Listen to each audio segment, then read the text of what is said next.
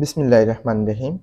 অনুশীলনী 10 নবম দশম শ্রেণীর ত্রিকোণমিতির দূরত্ব উচ্চতা অধ্যায়টির 19 নম্বর সৃজনশীলটি করার চেষ্টা করব। দেখো 19 নম্বর সৃজনশীলের উদ্দীপকে কি বলা হয়েছে আমাদের, একটি নদীর এক তীরে কোন স্থানে দাঁড়িয়ে একজন লোক দেখলো যে ঠিক সোজাসুজি অপর তীরে অবস্থিত 150 মিটার লম্বা একটি গাছের শীর্ষের উন্নতি কোণ 30 ডিগ্রি।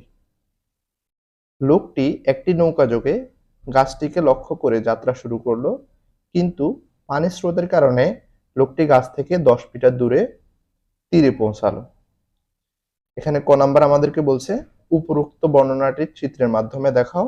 খ নাম্বার নদীর বিস্তার নির্ণয় করো। গ লোকটির যাত্রাস্থান থেকে গন্তব্যস্থানের দূরত্ব নির্ণয় করো। তো দেখো অঙ্কটা করার চেষ্টা করব। এখানে ক নাম্বার যদি আমরা করতে যাই, উপরোক্ত বর্ণনাটি চিত্রের মাধ্যমে দেখাও, মানে উদ্দীপকে যে বর্ণনাটা আছে সেটা চিত্রের মাধ্যমে দেখাতে হবে। তো দেখো একটি নদীর এক তীর থেকে কোন একটি স্থানে দাঁড়িয়ে একজন লোক দেখলো যে, তো ধরো এই একটা নদী, এটা হচ্ছে নদীর এক পাড় আর এটা হচ্ছে নদীর আরেক পাড়। হ্যাঁ, তো এই স্থানে দাঁড়িয়ে কোন একজন ব্যক্তি দেখছে এই স্থানের মধ্যে 150 মিটার লম্বা একটা গাছ আছে। দেখো আমরা এটাকে চিহ্নিত করি। ধরো এটা এ ধরলাম, বি ধরলাম, এটা সি ধরলাম। যে গাছের শীর্ষের উন্নতি কোণ হচ্ছে কত, 30 ডিগ্রি। মানে এই ব্যক্তি দেখছে এই গাছটার শীর্ষ তো হচ্ছে সি বিন্দু, ঠিক না? শীর্ষ মানে কি, মাথা, আগা। ওই বিন্দুর উন্নতি কোণ এখানে হচ্ছে কত, 30 ডিগ্রি। তাহলে উন্নতি কোণ কোথায় হবে? দেখো আমরা যদি এটাকে যোগ করি তাহলে এখানে হবে সি বিন্দুর শীর্ষের উন্নতি কোণ, ঠিক আছে?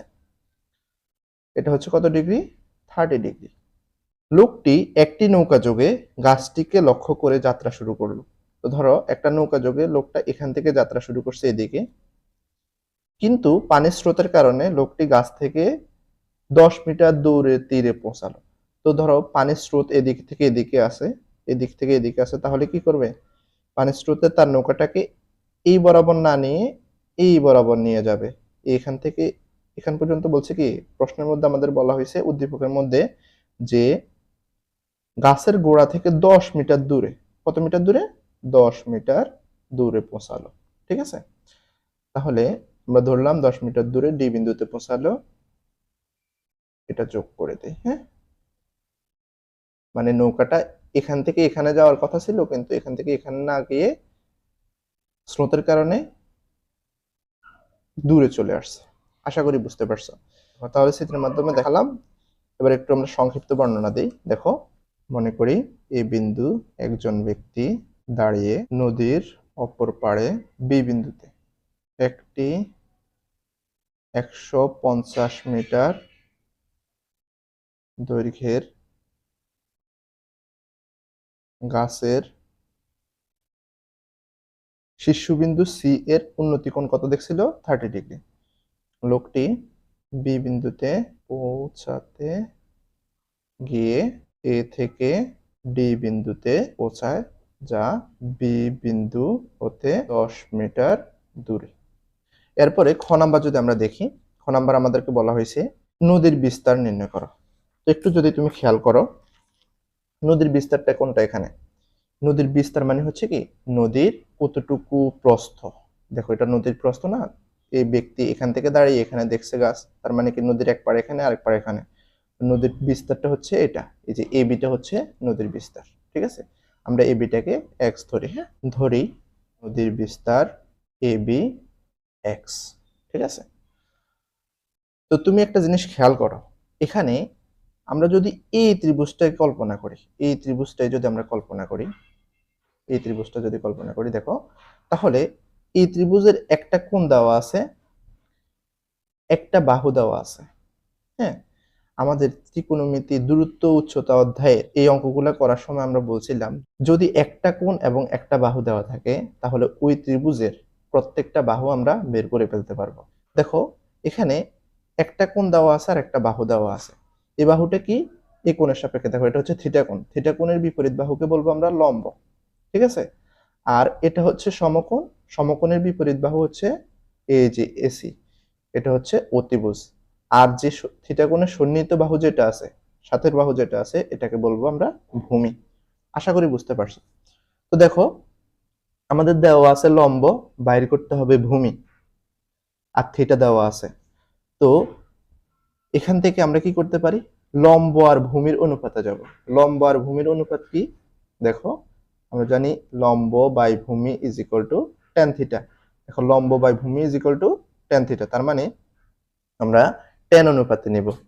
তো দেওয়া আছে ত্রিভুজ এ বি সি এর BC is equal to 150 metre, theta হচ্ছে কত ডিগ্রি, 30 ডিগ্রি, এটা 30 ডিগ্রি।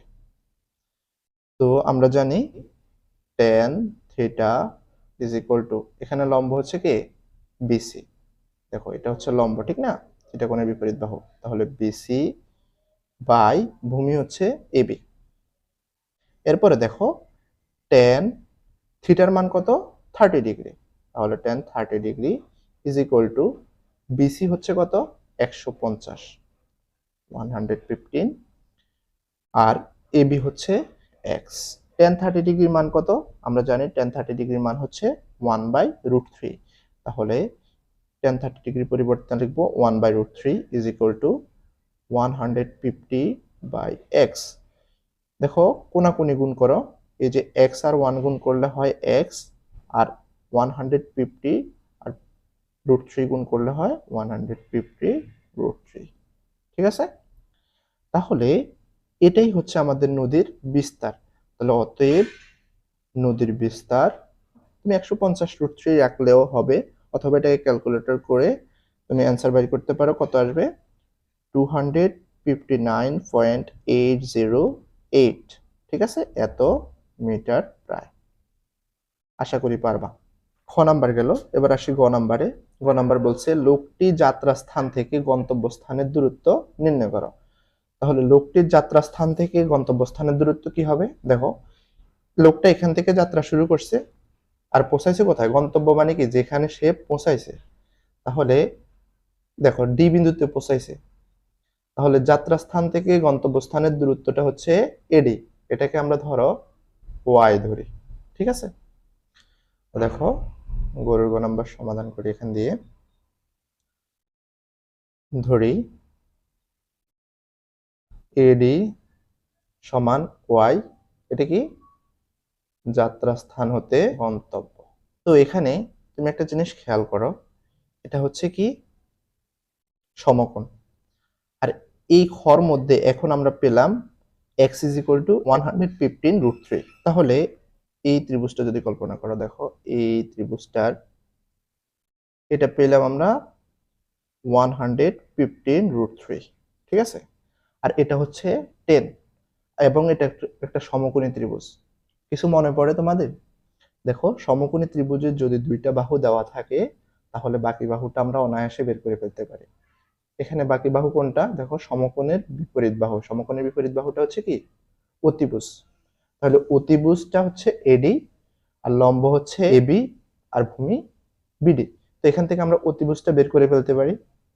তো কিভাবে লিখতে পারি, দেখো আমরা জানি পিথাগোরাসের সূত্র অনুসারে ত্রিভুজ এ বি ডি হতে, দেখো ত্রিভুজ এ বি ডি হতে কি পাই, অতিভুজটাকে এডি, তাহলে লিখতে পারি এডি স্কয়ার, অতিভুজ স্কয়ার সমান লম্ব স্কয়ার, লম্ব হচ্ছে কি এবি, লম্ব স্কয়ার যোগ ভূমি হচ্ছে কি বিডি। আশা করি পারবা। যেহেতু আমাদের এডির মান বের করতে হবে, তাহলে এডি স্কয়ার ইজ ইকুয়াল টু এবির মান হচ্ছে কত 115√3, এটার উপরে স্কয়ার আছে, প্লাস বিডি হচ্ছে 10, বিডি 10, 10 এর উপরে স্কয়ার দেব। এখন দেখো এডিটাকে আমরা ধরছিলাম Y, Y square is equal to 115√3 square যদি করি আমরা ক্যালকুলেটরে, তাহলে পাবো 67,500, প্লাস 10 কে স্কয়ার করলে পাবো 100। এরপরে দেখো ওয়াই ইজ ইকুয়াল টু, দেখো এই স্কয়ারটা এই পাশে গেলে রুট ওভার হবে, আর 67,500 কে 100 এর সাথে যোগ করলে পাবো কি 600, 67,600। এটাকে তুমি যদি এবার রুট করো তাহলে পাবা 216 মিটার। ঠিক আছে, ক্যালকুলেটরে করলেই হবে। তো এটাই হচ্ছে আমাদের গন্তব্য স্থানের দূরত্ব। তাহলে অ্যান্সার গন্তব্য স্থানের দূরত্ব হবে কত? 216 মিটার। আশা করি পারবা।